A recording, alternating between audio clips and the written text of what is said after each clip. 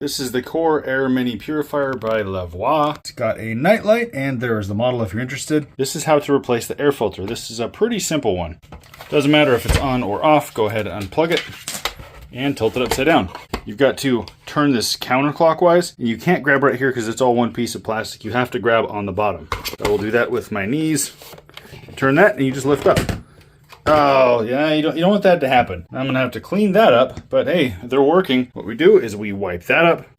I got it mostly wiped up with a wet piece of toilet paper, which is not ideal, but you don't want to get this completely soaking because this is some sort of spongy material. Then you just take the new one, whatever orientation, it doesn't matter, it's the same either way.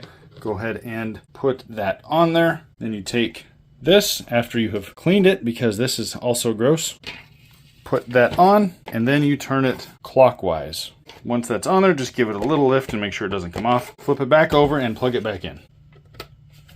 Got that in. Then you go ahead and turn that on. For some reason, this reset on its own, but usually this right here, that icon will be red. Hold it for a couple seconds, and it will blink, and then it will not be red anymore. Don't know why that reset itself, but it did. So that is how you replace the air filter in a Levoit Core Mini Air Purifier with nightlight. And try not to do what I did and drop that stuff and make a huge mess. This actually looks like asbestos, which it is not. This is just dust and pet dander and general nastiness. I hope that helps somebody. If it did, please consider subscribing, and happy breathing of good air, I suppose. All right, bye.